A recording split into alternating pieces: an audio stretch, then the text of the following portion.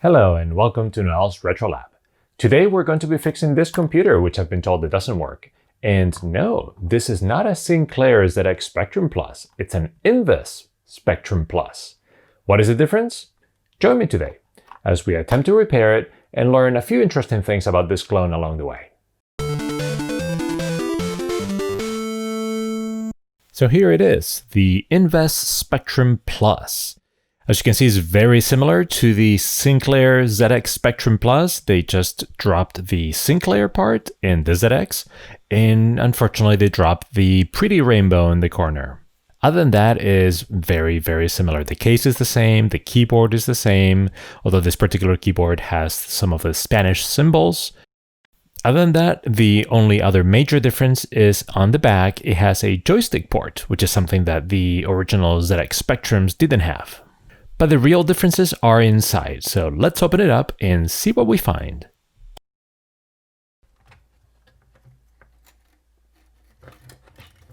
The membranes look really dry and bad, and this one wasn't even hooked. Let me remove this other one carefully. Yeah, it's very, very dry. We'll probably have to replace it. So the board looks kind of familiar and yet at the same time pretty different from a regular Spectrum. Let's remove the last screws and take it out of the case completely.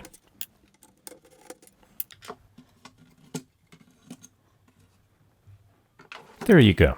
It's pretty dusty, so let's brush it all over and remove as much of the dust as we can.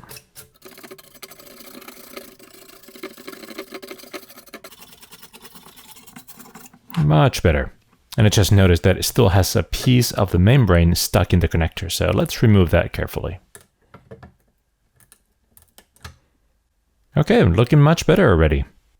When you compare the board of the Inves Spectrum to the regular Spectrum, it's familiar, but really, things are quite different. Let's have a closer look at it. So just to start getting our bearings, there's the CPU, the Z80, just like in the original Spectrum.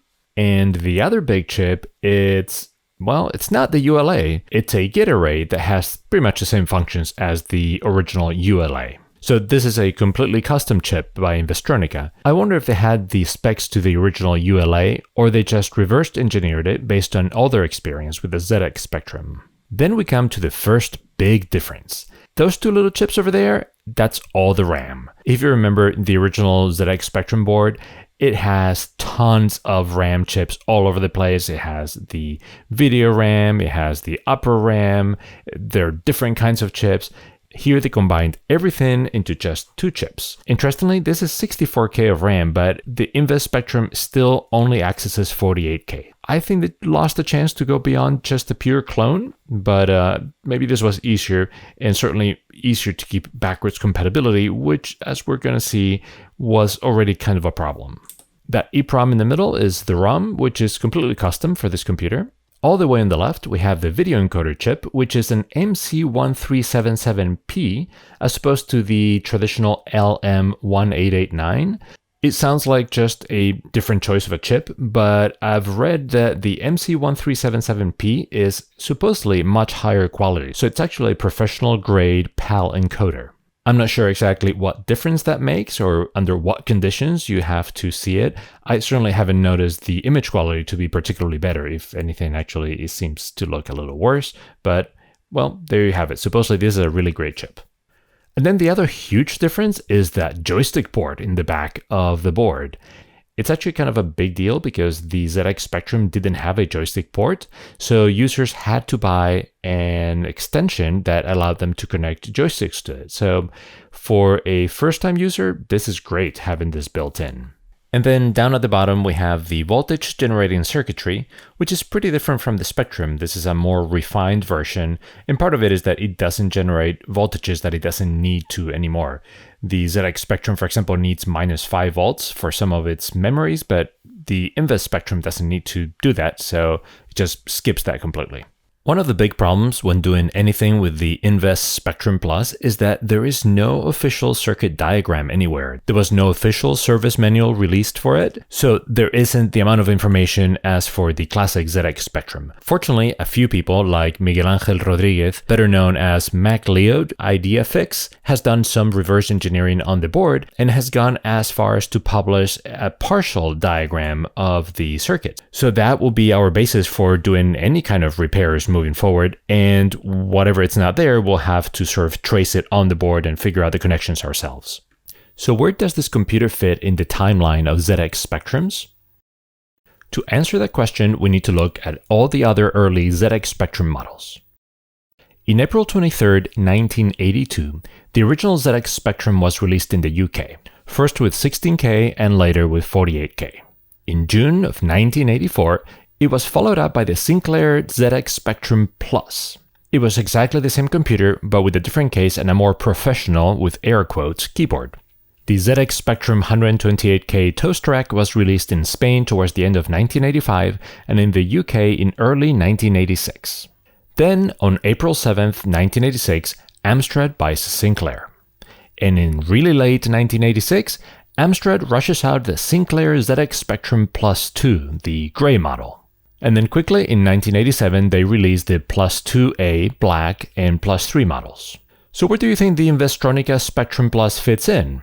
I would have initially thought somewhere between the release of the Spectrum Plus and the 128K. So maybe like in early 1985? Wrong. It was actually released in late 1986. However, as you can imagine, the Inves Spectrum Plus could not compete with 128K models from Amstrad, and it was soon retired from the market, so that means there aren't that many units of it out there. Why then, and why that model? Investronica not only was the distributor of Sinclair computers in Spain, but it was also kind of a partner in design. They had done most of the design for the 128K toast rack for Sinclair, and they had also released a Spanish version of the ZX Spectrum Plus to comply with Spanish laws at the time. When Sinclair was acquired by Amstrad in 1986, they were kind of left hanging because Amstrad was going to use their already established distributor channels in Spain and didn't need Investronica anymore. So what did Investronica do? Well, of course, release a clone of the ZX Spectrum as their own computer, and they even reused the look and name just in case it wasn't clear. This sounds really weird today, but it wasn't that strange for 1986 when intellectual property rights were still a bit fuzzy. It mostly wanted to be compatible, but it just added a couple of new things. A built-in joystick port, which was great because Spectrum users had to buy an expansion in order to be able to use joysticks with their computer.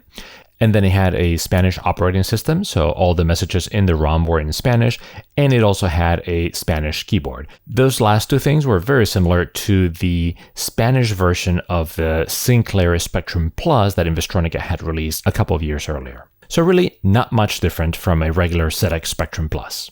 I believe it was priced pretty competitively with the equivalent Sinclair ZX Spectrum that was still being sold at the time, so the Inves one was slightly cheaper, so it had an edge in there. So between the language localization and the built-in joystick port, it must have attracted newer users that wanted a friendlier computer all ready to play games. The first thing I'd like to do before I started doing any kind of diagnostics is just to make sure that everything looks okay. And now that we've removed the dust, we can see that, yeah, it's in really good condition. I don't see anything weird. There are no patches down on the back. Those solder points look a little different. Yeah, that's probably the way the crystal was assembled. So yeah, everything looks pretty good. Let's plug it in and see what happens. And also, as usual, let's start with the bench power supply. It's set to 9 volts, and again, it's just like the regular Sinclair ZX Spectrum. We need to reverse the polarity, so it's 9 volts, center negative. That's why I have the negative lead here and the positive lead here. And I don't even have it hooked up to video. I just want to see, is it working? Is there a power draw? What's going on? So let's briefly turn it on. Okay, that looks reasonable. It's half an amp. So yeah, time to test it with video. Okay, let's fire it up and see what happens. Okay, that seems to work right away. that was an easy one. The color seems off, but that could just be the LCD, so we'll have to try it on the CRT monitor. And then right away you see one of the main differences in the Inves Spectrum Plus, which has the Spanish messages in the ROM. Okay, well, that was a very easy repair. Oh, so that's interesting. I've never seen anything like that. That could be something, again, that could be an LCD weir interference. So we should for sure test it on the CRT. Let's fire it up. And yeah, it's still a little noisy. It doesn't do that weird flashing orangey thing, but the screen has a green tone to it. The normal basic screen in the regular ZX Spectrum, it's just more gray. It's a neutral tone. This definitely has a green tinge to it. One of the really nice things about the Inves board as opposed to the Sinclair ZX Spectrum board is that even though we still generate 12 volts and -5 volts, we actually don't use it anywhere in the memories, at least. The memories are only using 5 volts, so that's great. That's a very outdated technology that it's very noisy, so it's nice to get rid of that. However, we still use 12 volts in the video encoder, so it's possible that some of the noise that we're seeing could be caused by the 12 volt rail not being completely stable. So let's measure it there and see what it looks like. So VCC on this chip is in pin 14, so it should be right there. And the input is 9.7. I was expecting it would be a little higher, but I suppose the datasheet says maximum 15. It also has it looks like voltage out on pin 16. Should be the 8.2, right? So internally, I think it uses 8.2. So I suppose that giving it a voltage closer to the 8.2 that it uses makes it much more efficient. So that's probably good. I'm curious where this 9.76 comes from, though. So just to make really sure, I want to look not just that we have a stable 9-10 volts at the voltage in the video encoding chip, but that the voltage itself is relatively noise-free, which maybe could be causing some of those weird patterns. Let's look at it with the oscilloscope. And okay, it's so this is with AC coupling right there. So we're ignoring the DC component because it's almost 10, so the scale would make it very difficult to see anything. But the scale is set to 500 millivolts, so we're definitely seeing, yeah, we're seeing a full square of noise with spikes higher, going all the way up to 1 volt. The one thing going for it is that it's pretty even. It's not, there aren't any obvious patterns or waves like we've seen in other repairs with like the jail bars, for example. But that could definitely be accounting for the noise on the screen that we were seeing. Now that could be normal for this particular board, or it could be enhanced by slightly aging capacitors. So this could be an argument for replacing the capacitors and seeing if that improves any. So what about the input of the 9 volts into the board? Yeah, somewhat similar. And the output of the 7805. That's pretty good. Looking at the board, and especially at the electrolytic capacitors, it's interesting that the great majority of them are all 100 microfarads. That's unusual. Boards usually have a combination of different capacitor values to try to minimize the noise. So yeah, all of these are 100, and then we have a few 25 right there, and then a 10 and a 1. So, and for example, this one is definitely connected to the 9 volt input into the video chip. I'm definitely thinking I'm going to go ahead and replace the capacitors with new ones and see if that helps with the noise any.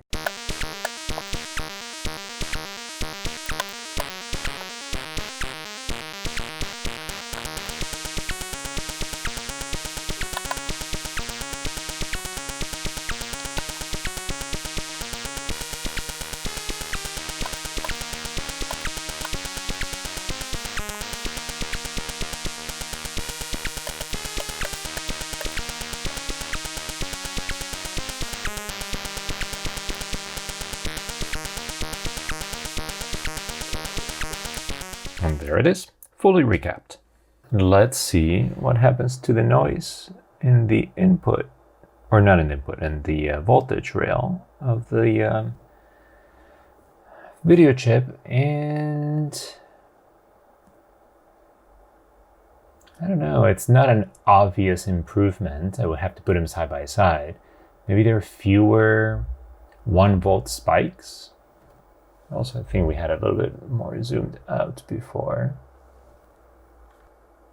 No, there isn't a huge difference.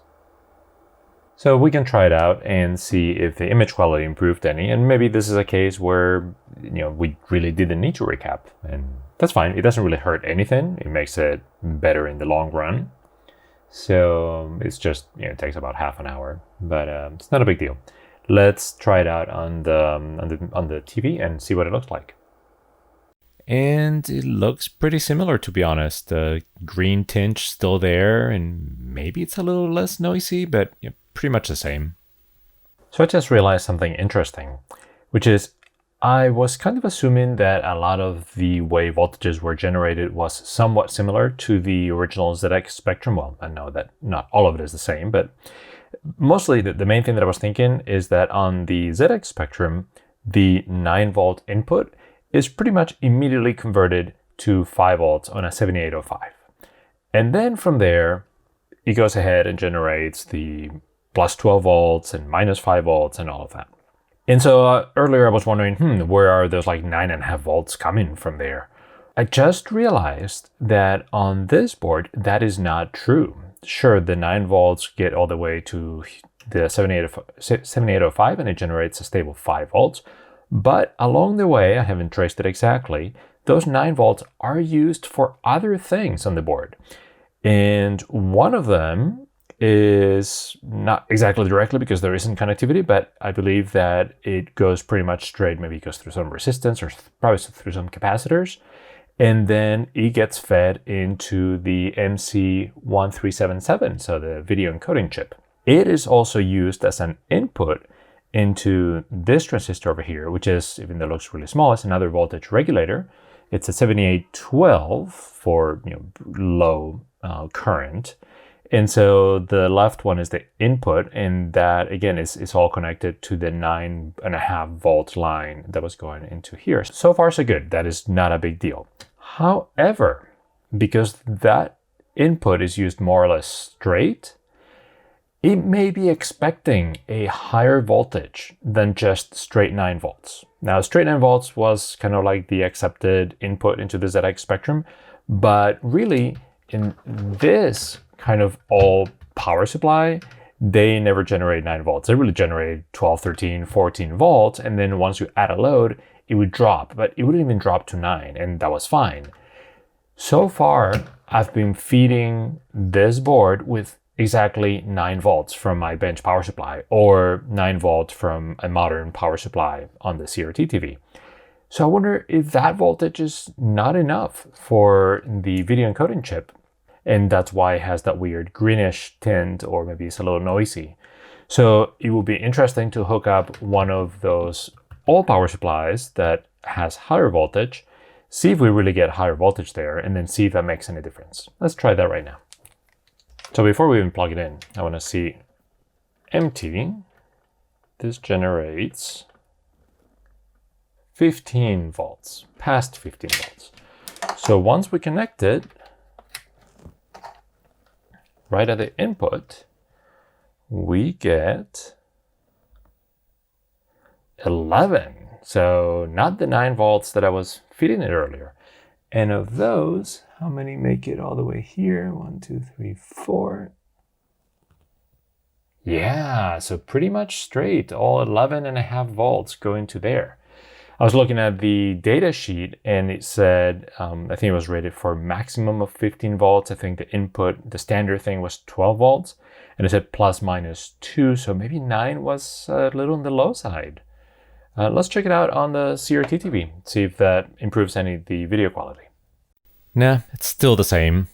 Let's try it on the LCD just in case. All right, so this is interesting.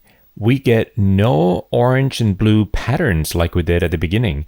And just to make sure that it wasn't the new capacitors, I actually just tested it with the bench power supply set to 9 volts, and we get those orange patterns. And then I hook up a regular power supply that has higher voltage, and the image is solid. So that's much better. Still has that green tint to it, so that's not changing, but at least it's looking a lot better on the LCD. It turns out in my pile of computers to repair in the future, I had this. This is a Sinclair QL, which is a super interesting machine that I was saving for a future episode. But I just happened to learn that it uses the same PAL encoder chip as the Inves Spectrum Plus. So let's open it up and swap the two chips and see if we can manage to get that greenish tint to go away. We start by desoldering the video encoding chip. This one was a little stuck, so it needed a little extra help to pop off the board.